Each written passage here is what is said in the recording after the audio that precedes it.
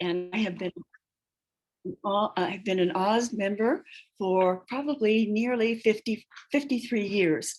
I joined when I was still like a sophomore in college. So I want to read to you today a story that I wrote in 2001 and 2002 for Oziana, and we're celebrating the 50th anniversary of Oziana this year. So welcome here, and we're going to do this in two parts. So this will end with part one, and the story is called An Oz Cliffhanger, and we're going to read part one, and part one is the beginning of it, and then we're going to leave it till another day when we're going to have the cliffhanger solved, okay? All right, well, here goes. Part one. Captain Bill, are you feeling poorly? Trot studied her longtime companion with concern. The grizzled old sailor stopped whittling and turned his blue eyes on his young friend. Now, what makes you ask that? Well, it appears to me you've been out of sorts lately, responded the little girl. The two of them were sitting on a bench in Ozma's garden, soaking up the sunshine of a late Oz morning.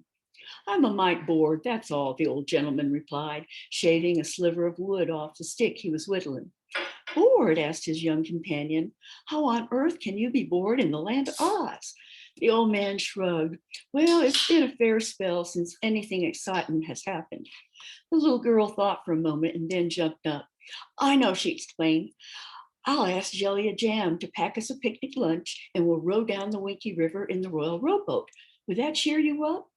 It would at that, child, agreed the old sailor, quickly pocketing his whittling knife and getting up awkwardly on his peg leg. A row on the water would be just the thing. As Trot ran into the palace to find Jellia Jam, Captain Bill checked his pockets for his pipe and matches, and when the little girl returned with a wicker picnic basket, he declared himself ready to go. The two made their way down to the royal dock, where they pulled the tarp from the royal rowboat. First, Trot was the first into the little craft. Captain Bill untied the lines and removed the oars from their locks.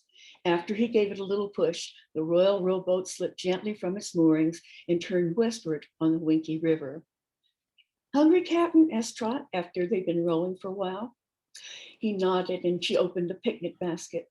Ozma's maid had packed them a splendid lunch of egg salad sandwiches and fruit, thoughtfully adding a small carton of milk for Trot and a thermos of coffee for Captain Bill. The two sailors ate and drank with relish, finishing off their meal with a plate of pastries. After brushing the crumbs from her lap and tidying up the picnic camper, Trot turned her attention to the farmlands rolling by on each side. The green countryside of the Emerald City had given way to yellow fields, indicating they had sailed into the Winky country, and soon Trot caught sight of the Scarecrow's corn husk castle, which glistened in the sun. The country on either side of the river had grown considerably less cultivated by the time they reached the first fork. Here, the river's main channel continued its northwestward flow, but a smaller channel turned back to the southeast. Where to, Captain? Asked Trot, shading her eyes as she looked around. I reckon going straight will bring us to the Tin Woodman's castle, was the reply. But this other fork? Can't rightly tell where it goes. Then let's take it, cried the little girl impetuously. Smiling indulgently, the old sailor skillfully maneuvered the little rowboat into a sharp turn, and soon they had left the main channel of the Winky River for its smaller branch. I daren't go too far, Trot, Captain Bill cautioned after a quick look up the sky. Those clouds are getting dark, and we don't want to get caught in a storm. Almost before the words were out of his mouth, the clouds, which were indeed black and threatening, drew near. Within moments, they settled over the river, enveloping Captain Bill and his young charge in a fog so thick the old man was forced to stop rowing and rest his oars in their locks. He lit his pipe and, puffing thoughtfully, studied the fog swirling around them, his mild blue eyes filled with concern. Don't like the looks of this, he said finally, buttoning the flap of his pea jacket. Me neither, responded Trot soberly, reaching for her sweater and pulling it over her head. But Captain, you and me have been in some awful tight places before and nothing much bad has happened. Well, that's true, Trot, agreed the old man, but we've been mighty uncomfortable before things turned out right. Trot ponders his words, knowing he spoke the truth. Suddenly, the little rowboat, which had been drifting along slowly with the current, began hurtling down the began hurtling down the river. Hold on, Trot, the old sailor called out, and grabbing the oars, tried to slow their mighty dash forward. But it was no use. The mad rush of the river nearly whipped the oars from the old man's hands. Trot couldn't begin to guess how far they had gone when the rowboat suddenly slowed to a crawl and began spinning lazily. But within seconds, the spinning became fast and faster, and the roar of the river louder and louder. Though it made so much noise, Trot could barely think. She quickly realized what was happening. Whirlpool, Captain, she yelled out. The old man nodded grimly, remembering an earlier adventure when they'd been caught by a whirlpool. But before the old man could do much more than throw his arms around the little girl, the two of them and their craft plunged downward into the spiraling maelstrom. Hang on, Trot, shouted Captain Bill above the uproar, and hang on, Trot certainly did. They spun crazily in their little rowboat for what seemed an eternity before they reached the bottom of the whirlpool. Then, there, they and their boat were unceremoniously heaved upward through the water, nearly capsizing them in the process. For several seconds, Trot stuttered and coughed.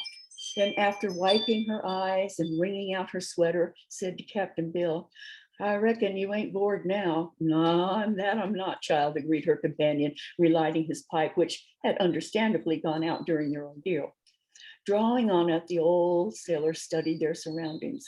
The fog had lifted, revealing a large red lake hemmed in on all sides by high, red snow-capped mountains. Appears like we dropped smack dab into the Quadling country, he observed, though how a whirlpool got into the Winky River is beyond me. It was while they were contemplating their situation that they noticed a yellow log floating toward them. It came right up to their boat, and only then did the log lift its head and peer at them with luminous clock eyes whose dials were ticking away like seconds.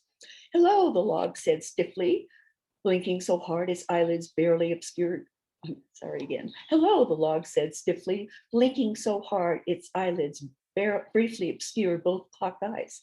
Hello, said Trot, leaning over and staring at the curious beast swimming next to them. Are you some sort of alligator? Alligator, replied the creature in a hurt tone. There's no need to be insulting, I'm sure. Can't you see I'm a crocodile? Oh, of course, responded Trot politely, careful lest she offend the creature even further. I should have known, Captain. Captain, please meet Mr. Exactly, what is your name? Ding-a-ling. Ding for short, replied the creature in a more friendly tone. And this is my companion, Buku, the cuckoo, who's a genuine cuckoo clock.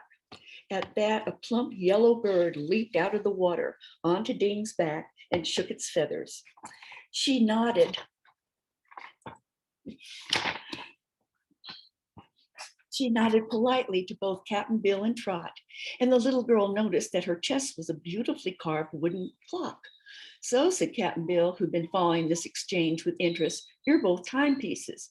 Indeed we are, answered Buku, puffing up her plumage with great fanfare. Ding chimes the half hour, and I cuckoo every quarter hour.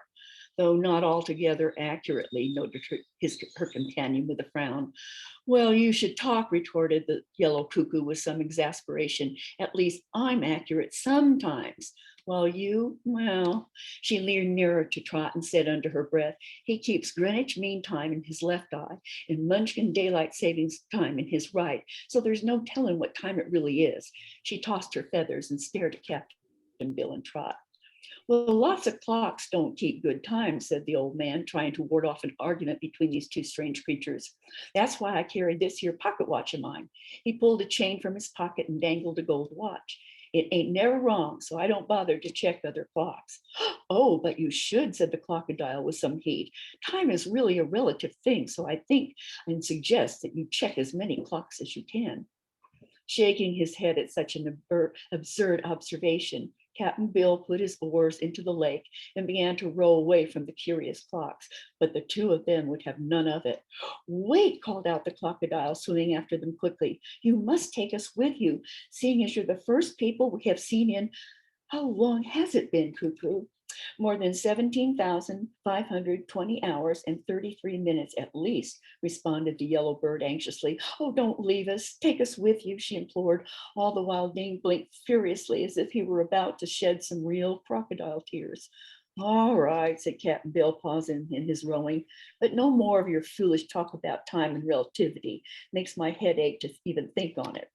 After that, the two creatures meekly followed in the rowboat's wake. Soon they all reached the shore of the Red Lake. Captain Bill grounded the boat, climbed out, and secured it, then helped Trot alight. The crocodile waded ashore with Cuckoo on his back, and Trot observed that Ding's crocodile body was covered with delicate layered golden scales, while his tail was an elongated crocodile. Just then, a small door in Buku's wooden chest opened up and a tiny wooden bird sprung out. It emitted a chorus of wild cuckoos, threw out 2 tea towels and a serving spoon, then quickly ducked back inside. Good grief, cried the little girl, covering her ears. What was that? And what on earth are these? She picked up the tea towels and spoon. That, retorted Buku indignantly, was my first song, and those, she added, tossing her beak, are my cuckoo gifts. After she finished speaking, several bells began to ring loudly. Then Ding's right eye and left eye started to spin crazily before stopping abruptly, each at a different hour. Excuse me, coughed the crocodile with some embarrassment. My chimes just went off. Captain Bill sighed. I'm afeared we're in for a bunch of noise every quarter hour, he confided to Tot in a low tone. And a lot of garbage to boot, agreed the little girl, pocketing Buku's towels and serving spoon. After walking a bit further along the shore, the old man stopped, arched his back, and stretched. I'm thinking, he said, studying the lake. Our old friend, the whirlpool, has got us in a peck of trouble. Yes, nodded Ding. Buku and I were caught in the same whirlpool, and we spent the last 17,520 hours and 35 minutes trapped in the Red Lake. There's no way out? Inquired Trot, looking around. Not unless you want to climb one of these mountains, replied Cuckoo with a shudder, and we've never wanted to do that. But there ought to be some way our sides are, I'm sorry, but there ought to be some way outside the whirlpool, argued Captain Bill logically. Try finding it, sniffed Buku. We've been looking for it for the last, I know, returned the sailor wearily. 17,520 hours and 36 minutes, added Buku smartly. Then we'll just have to climb this mountain, concluded Trot. And with that, she took a few steps up the rocky red path and turned to beckon her companions. Captain Bill lit his pipe, glanced sadly at the little rowboat, and started after her. Reluctantly, the 2 clocks followed. About halfway up the mountain, it became noticeably colder. Need something warm? Asked Buku, seeing Trot shiver and pull her sweater closer. Just wait a few minutes. And sure enough, on the quarter hour, out sprang a little wooden bird from Buku's chest to thrust a red silk scarf into Trot's hands before cuckooing wildly and retreating back inside. Thank you, stuttered Trot, staring at the thin, flimsy garment the bird had given her. Ding rolled back his clock eyes and cleared his throat. You'll find, he said quietly, that while Buku's intentions are good, she often confuses just what it is that's needed. You mean she's got even more stuff inside that there cuckoo clock? Asked Captain Bill. Boku stuff, replied Buku proudly. I've something useful for every situation. Sometimes, clarified her companion. It now began snowing heavily, and every step became colder and icier. Finally, Captain Bill had to stop and pound his chest with his fists. Seeing that Trot was turning bluer by the minute, he wheezed. We'll have to find shelter soon, or we'll freeze. The little girl nodded vigorously, her lips chattering. 30 seconds, please, said Buku, holding up a wing. Very shortly, the little wooden bird popped out of her chest, cuckooed loudly, and tossed Captain Bill a huge red parasol. What's this for? Asked the old soldier, catching it. Seeing the mistake, Buku grabbed the wooden bird and shook it with her beak. Immediately, the bird dived back inside, retrieved a pair of mittens, a wool scarf, earmuffs, a red fleece jacket, and a single snowshoe, all of which it threw at Captain Bill's feet before disappearing. With some satisfaction, Buku turned to Captain Bill. That should keep you, and indeed it did. Wrapping the wool scarf around his neck and pulling on his mittens, the old sailor handed Trot the fleece jacket and earmuffs, and then strapped the snowshoe on his good leg. Using the red parasol as a walking stick, he was able to pack the snow nicely with his snowshoe, and they continued their climb. They were nearing the top when Trot noticed a red sign on the path. "Quiet," it exhorted in large white letters. Within the next few yards, they discovered another red sign, this one bigger and even more forbidding. "No sounds at all," it commanded. Finally, a few yards further on, the travelers reached the summit. Through the wind was blowing fiercely now, and the snow was coming down heavily. They were still able to make out a number of red signs stuck about in the snow. "Shh, quiet. Don't wake Ursa Minor. No alarm clocks, no sign, whispering, yelling, or screaming. No firecrackers or any other loud noises. Keep quiet, not one word, or else." One sign even read, "Shut your mouth," which Trot thought was very rude indeed. Dane continued exploring the mountaintop, which proved to be not very large. Eventually, near the edge of a cliff, he came upon the entrance to a snow cave, over which hung another sign. "This is the home of Ursa Minor. He is sleeping. Wake him at your own peril." Signed, Ursa Major. "Look here," Dean called to his companions. Captain Bill puffed his pipe while he studied the words. "If I recollect rightly," he said, "Ursa means bear, and sleeping bears, minor or otherwise, don't much like being disturbed." "I recollect that too," Captain agreed, Trot, recalling her science books. "Maybe we should just tiptoe around this here Ursa fella and sneak down the other side of the mountain." But just as she said this, it turned 4 o'clock, which set off their companions' alarms.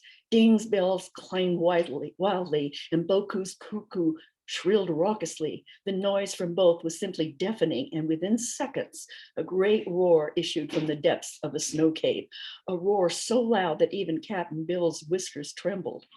"It's Ursa Minor, sure enough," he called out in alarm, pushing Trot behind him. And just as he did, out from the cave rushed the fiercest and reddest baby polar bear any of them had ever laid eyes on, snarling and hollering like a calliope. As brave as they were, the travelers retreated to the edge of the cliff. They stood there quaking from cold and fear, although Trot told Dorothy later that the diapers the bear wore sort of took away the scare. "Who dares wake me from my winter's nap?" squealed the baby polar bear. "Mama will be awfully mad." Ding, too frightened to answer, spun both his eyes and gulped nervously. Buku's bird sprang out, took one look at the bear, then darted back into its clock, all without uttering a single cuckoo. Trot grabbed Captain Bill's hand, and the old sailor, seeing it was up to him, stepped bravely forward, clutching the parasol. "Our apologies, young'un, for disturbing you. But you see, Ding here chimes the half hour and Buku the quarter. So when they both go off, well, it's just like firecrackers on the 4th back home." "Firecrackers? Mama says firecrackers are absolutely forbidden, especially in winter. Didn't you see the sign?" Ursa Minor turned his red eyes on the old man and glared at him. "But we couldn't help it, your bareness," clucked Buku, deciding to take a stand. "We're alarm clocks. We have to go off." "Alarm clocks? Did you say alarm clocks? Don't you know you never ever bring alarm clocks near a sleeping bear? By my mama's honeycombs and salmon, I don't believe it." With that, Ursa Minor sat down in the snow and began to howl. Trot actually felt a little sorry for the foolish thing and was about to pat him on his back when they heard another roar, this one even more dreadful than the first. What next appeared at the cave's entrance made even Captain Bill's blood chill, his mittens and scarves notwithstanding. It was Ursa Major, Ursa Minor's mother. Despite looking a bit absurd in a fussy pink lace apron and a checkered bandana, she was not to be laughed at, for she was nearly 3 times taller than her son and twice as wide. Enraged they had wakened her baby, she lunged at the travelers with a roar like a herd of stampeding wheelers. Ding let out a dismal chime, and even Trot, usually stalwart in the face of danger, looked perilously close to crying. Snarling and showing hideous red tusks, Ursa Major lashed out viciously at Captain Bill. The old sailor tried to beat her back with the red parasol, but slipped on his snowshoe. Stumbling backwards a few steps, he teetered back and forth on the edge of the cliff, wildly waving his arms to regain his balance. But it was too late. The wicked polar bear gave him a push, which sent him falling over the cliff. Lunging to save him, Trot managed to grab his leg and went sailing headlong over the cliff after him. Dane barely had time to whip his tail around the little girl's leg before he and Boku disappeared over the cliff too. For a dreadful minute, Captain Bill thought they were all goners, but the collar of his pea jacket caught on a snow-covered tree stump, breaking their fall. Like a string of broken lights dangling from a Christmas tree, the 4 cliffhangers clung to each other, barely daring to breathe. Ursa Major rubbed her claws in glee and peered triumphantly over the cliff, certain she had destroyed the invaders. But when she saw they were hanging from a tree stump a few feet below her, she erupted in fury. Reaching down, she viciously clawed the stump until it finally broke loose. With a sickening, tearing sound, its roots slowly gave way, sending the 4 companions plunging to the bottom of the Red Mountain. More later.